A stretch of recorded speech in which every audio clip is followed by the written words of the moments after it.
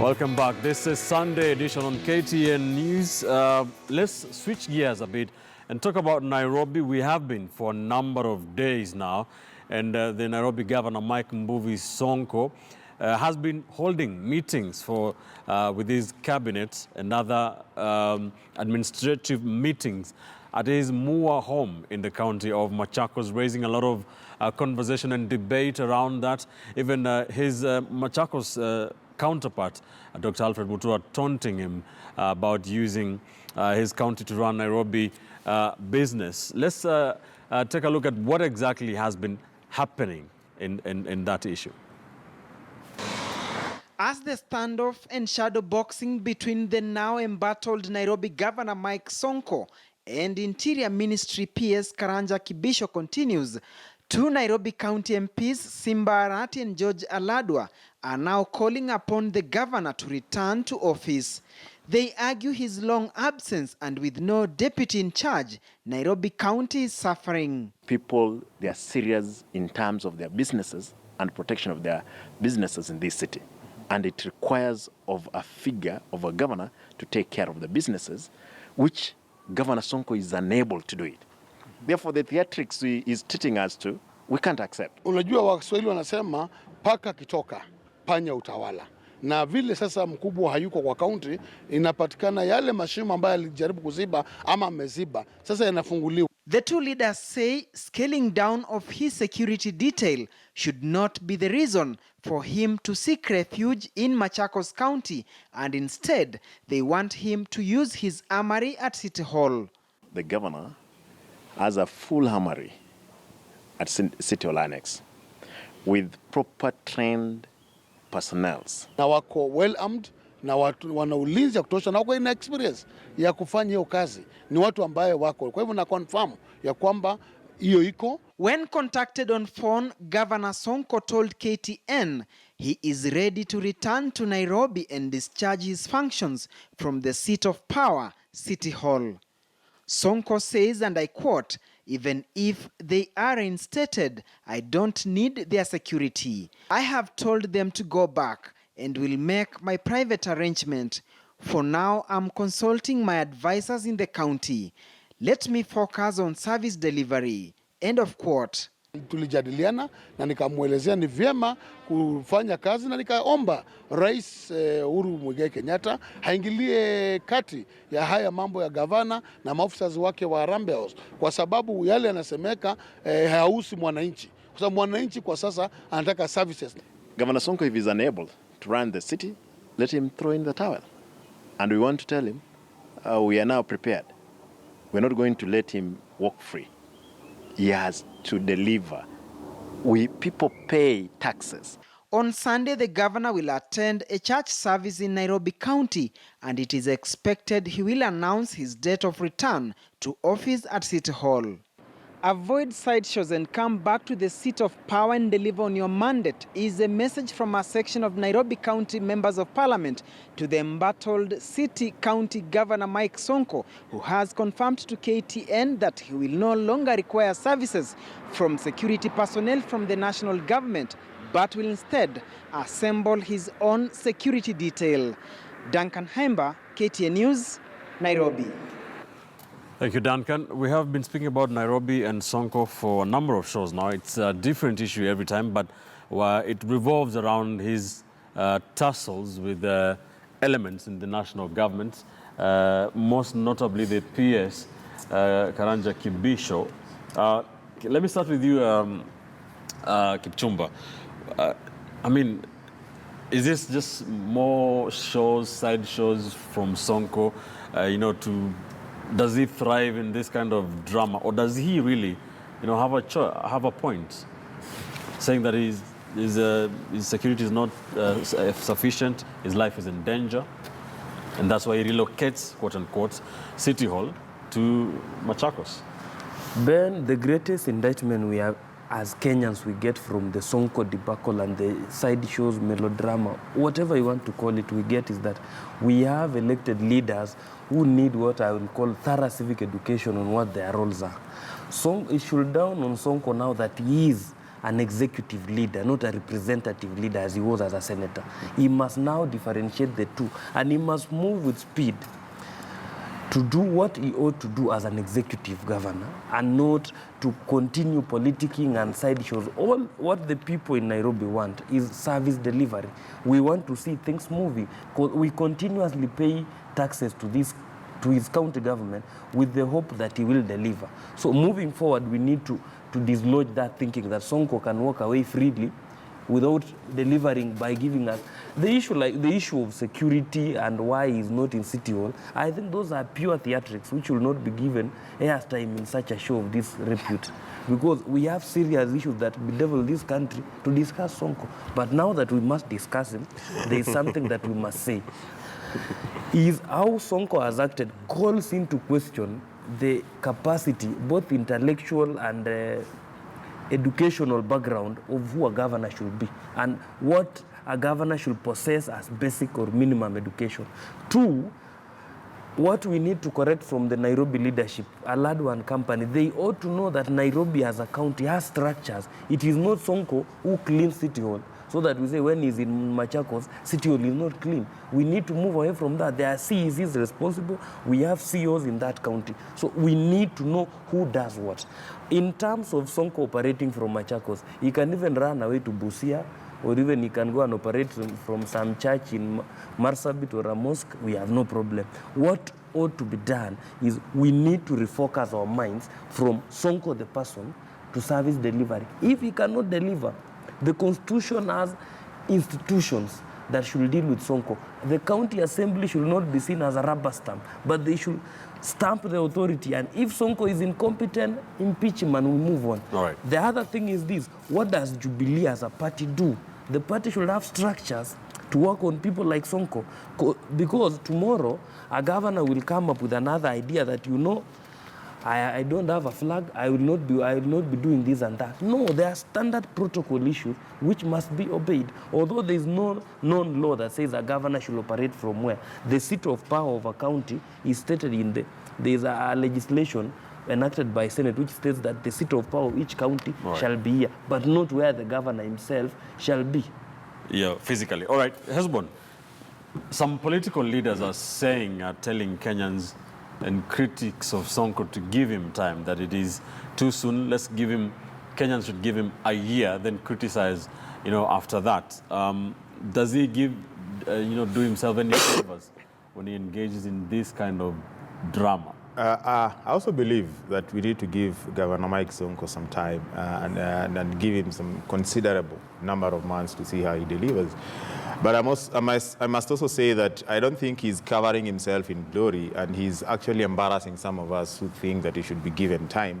Because now it's not so much about what the governor's office is doing, as it has become about the theatrics that have no basis in terms of, serious discussions about the politics of this county. He's now becoming the key character in the theater of the absurd, so to speak.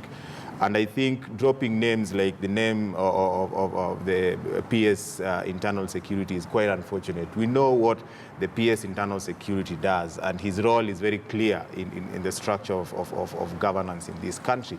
And I don't think he has any business to target one individual governor. It is not of his any interest to target Sonko at this point. I don't see how he will gain. And I think it's naive of Sonko to drop his name here. He's creating more enemies that are akin to somebody who is fighting his own shadows. But I think having said that, we also need to start asking ourselves if the governor himself is alluding to issues of insecurity in the county where he's supposed to ensure that things work and is running away from the county, then what are some of us supposed to be doing? Guys who board matatus, guys who walk along the streets of Nairobi, guys who don't even have the privilege of being provided that security that he has. I think he's setting a very poor precedent that he has since been very ineffectual in what he's doing, that even the security situation does not favor him in a county that he's heading. Another thing that I think Governor Sonko needs to realize that if there is anyone to fight the cartels in this city, if there is anyone to deliver the city of Nairobi from the yoke of the cartels, it is Mike Mbuvi, Sonko. He has the popular mandate of the people. He has experienced some of the things that a lot of elite politicians have not experienced. And I think he is in touch with the realities on the ground. And he needs to use that popularity. He needs to use the common mwananchi that has propelled him to where he is to fight off anything that destabilizes his government. Running away is in essence, telling the common mwananchi who believes in him that there is no hope. We have had some sentiments from the former governor, Evans Kidero, telling Sonko to stop crying and work. For a very long time, during the last 5 years or so, Jubilee were hell-bent, and they put a lot of resources and effort in, wrestling the Nairobi county seat from the opposition, and they've done that. Yet they seem to be struggling with it, Mark, aren't they? Let me just correct a statement that Owila said. Sonko is not in touch with the reality at all. Sonko is heavily deluded in his imagination. Let's understand one thing. Sonko does not have zero security. The number of personnel attached to him was reduced from, I think, 18 or something, 26 people to 5. Now, let me ask a question. Are you fighting a war? Why do you need 26 security guards to feel safe? 26. Do we have the mafia here? Are we living in the middle of Somalia? Is this Syria? It's not. And the government was quite right in reducing the number of police officers that are guarding so-called VIPs are not patrolling our streets. The people who are insecure, by the way, are not living in Runda. They are living in the middle of Kibera, where the gangs that terrorize them. That is where our police officers need to be. And let me take this opportunity to tell Governor Sonko, if you cannot be secured by 5 people, then whoever is chasing you is not human. You have demons. Those are the ones where you need 26 people to protect you. That's not based on reality. The second issue is this. You cannot run away from the very people you told us you would fight when you are getting the job. He told us he will fight cartels. He told us he would fight the corrupt. He told us he would stand up for Nairobians. Then you are now running away from the same people you said you would fight. It's like Mike Tyson walking into the ring and getting surprised that there's another boxer in the ring. That is what you signed up for. Secondly, you did not sign up to serve us at your convenience. You signed up to serve us at whichever cost. So what needs to happen is Governor Sonko needs to get off of his delusion and face the reality that he is governor of Nairobi. He is behaving much like Donald Trump. Donald Trump is still on a campaign mode, and that's what Sonko is. He's still campaigning. He's still blaming Kidero for the problems that are in the county government, though he's been there for, it's almost going to a year now. He's blaming cartels, which we knew even before, because in his mind, he's still campaigning. So, Governor Sonko, the campaign is over. You sold us this story before. You told us Kidero was a failure. You told us that there are cartels. And you also told us that you would fix it. Guess what? It is, the bell has rung. The match is on. Your opponent is there. And your opponent is not in Machakos. They're in Nairobi County. And if you're not running away from Nairobi, where should the rest of us go? All right. Dismas, very good points that you make there, Mark. Dismas, what do you think about this? The issue that Sonko says is doing is relocated to was about the security. Do you think that Matiang'i should reinstate the 18, 26, whatever, 26? I don't know what the number is. Or do you think Sonko is just involved in theatrics? It's more of drama. That takes us back to the DP Ruto when he was in Kakamega a few days ago during the devolution conference. He said a bad workman will always blame his tools. And that's what exactly Sonko is doing. He's blaming his tools. Now, Dr. Matiang'i spoke about the 26 guards. And on average in Kenya, a police station has got 15 cops. So essentially, Sonko was being taken care of by 2 police stations. And we've got insecurity all over Kenya. It's absurd for him to imagine that among all the 45 million Kenyans, he alone deserves 26 policemen. Well, a police station barely survives with 15 policemen. And in the unlikely event that somebody is after his head, then he can go look for Kibisho quietly and assess his security situation and, beef up his security. So the fact that he keeps on jumping to the media every single day complaining that there's a gentleman called Kibisho who is hell-bent on finishing me, I think is unacceptable. But now making progress, it's now about buyer's remorse. That the people went to the polls, and for some reason, because Sonko had done a lot of drama and marketed himself, they're now beginning to realize that they've got an arrow deal. But how do we make progress? Last Sunday on KTN, I saw David Murathe, he's a senior official of Jubilee. He was very disappointed. He indicated in black and white that from where he's seated, Sonko has no idea of how to run a city, that he behaves in a manner suggesting that he doesn't know his position, that he will give him advice in the morning, then 2 hours later he does a quick U-turn and he disappears. And when we are in the elections, it's President Kenyatta himself who guaranteed that when Sonko becomes a governor, he's going to ensure that he delivers in Nairobi. And for the second time in this morning show, the back goes back to the political parties. Sonko is a member of Jubilee. Right. Is Jubilee going to do anything to make sure that Nairobi is back in order?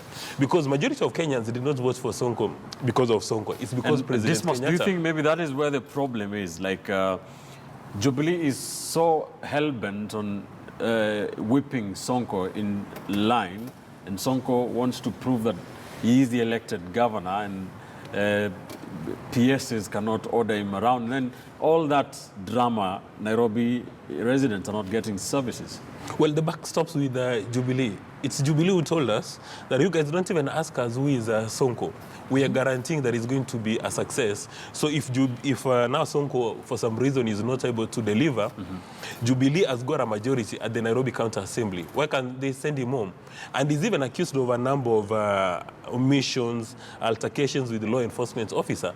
If really Jubilee today wanted Sonko out of office, it would take a simple evening. They would call the majority guys at the Nairobi National Assembly, rather County Assembly, and they would kick him. But more important for the Nairobi residents is whether or not the meetings that Sonko is having at his Moi Hills home actually make sense. When you speak to folks who are experts in governance, they tell you the seat of the Nairobi County government is opposite KICC. It's not in Moi Hills. And we understand he's having meetings. He's meeting his county executives at Moi Hills, and they're coming up with the decisions. They're taking minutes.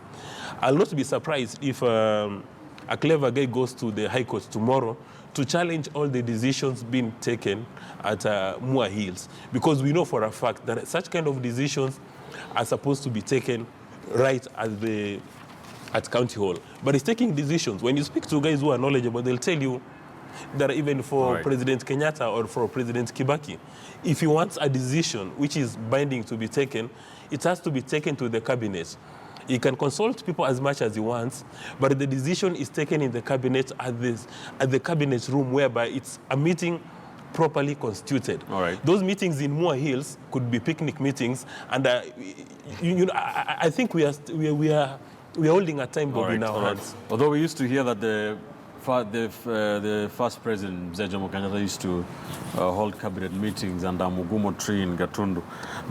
That was an old constitution. But if you speak to guys who are knowledgeable, who understand how President Moi ran the nation... Making progress very quickly as we wind up. What's the solution, Mark?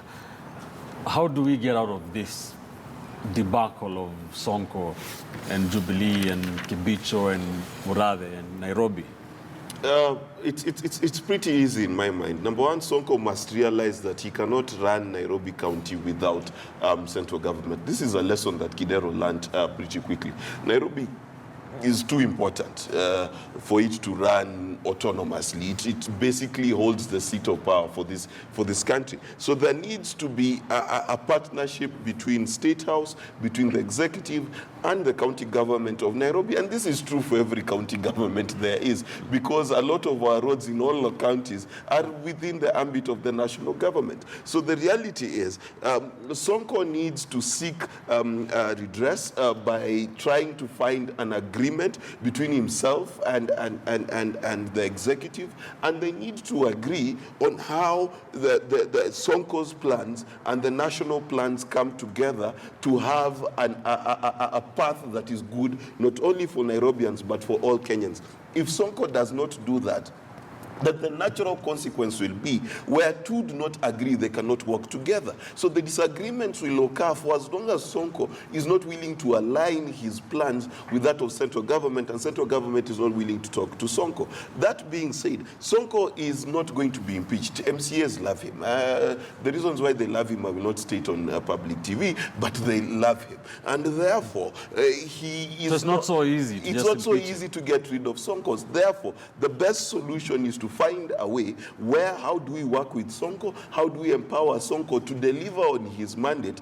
Then if we want, as the Constitution allows, in 2022 we can kick him out. But for now, right, we play the hand that we are dealt. Hesbon, very quickly, what's the solution? I think I need to correct Mark, first of all, that when I said Sonko is in touch with the common mwananchi, it's because he has risen from what Professor Makau Mutua calls the depth of the Kenyan society. He has gone hungry, he has walked without food, shoes, and that's what I'm saying. He is in touch with reality. But having said that, I think going forward, the theatrics have shown us that Jubilee is not going to relent, Sonko is not going to relent. There is only one winner. Sonko is the one who was given the popular mandate by the people. Jubilee was not elected. Jubilee gave the vehicle to so many people who failed. The fact that Sonko succeeded calls Jubilee into some sort of spotlight. And the best thing they can do for Nairobians is to let Sonko be. And they should come out and publicly declare that they are not going to interfere with the issues of Nairobi. And there's always a relationship between the central government and the county government. And Sonko is going to obey that. So if he does that and does his thing the way he thinks he wants to run Nairobi, I think we will judge him after 4 years based on Sonko as an individual. And because we live in a democracy, it will now be upon us to decide whether we are going to give him another mandate or we give it to somebody else. All right. Kipchumba, should he be impeached? Should he just be the bigger man in all this? Impeaching Sonko will not help a lot because we are not dealing with the main problem in the house. I believe that for us to move forward, one, we need to give him time. It has been stated more than enough that we need to give him time, but not a free check in terms of, not an empty check in terms of time that he needs. One, there is one thing that anybody who is trying to undermine Sonko must come to realization that on the 8th of August 2017, Sonko was elected, duly elected as the governor of Nairobi. You cannot take away that from him. And anybody who's trying to subvert that, you must work with Sonko as he is, not as how you want. And for the national government, I think the only way they can engage with Sonko is through the regeneration team. It is legally, it has a foundation in law. So that is the only way. Engagement should be as a matter of collaboration, not institutional bullying. So that by going to bullying, the people who suffer are not Sonko and the national government. It is the common Nairobian who will suffer the brunt of the standoff. Therefore, the best way out of this, if Jubilee has a party, has a structure in terms of conflict resolution, I think this is the time the structure should be activated, right, and to bring peace between Sonko and whoever he feels that they have issues. Secondly, Sonko should also work in his advisors. He should get quality advisors who try and give him something better than he has already himself. All right. All right, let's leave it there for now. This is a Sunday edition on KTN News. Let's take another quick commercial break. When we return, we go back to Graft Diaries, talk about the latest theft scandal that is involving 1 billion Kenya shillings at the National Cereals and Produce Board. We'll talk about the underlying issues. And of course, later on, we'll talk about the fights against corruption here in Kenya. Is Uhuru Kenyatta losing that war as a person as the office or the institution where the buck stops in terms of the fight against corruption? Don't go too far. Stay with us.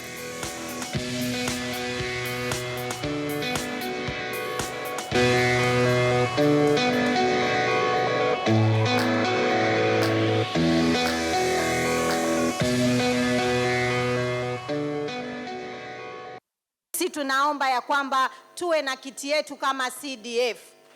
La pili, kuna matatizo ya gratuities, ya mambo ya car loan. Tunaomba pia mtuwekee kama vile wabunge wa National Assembly.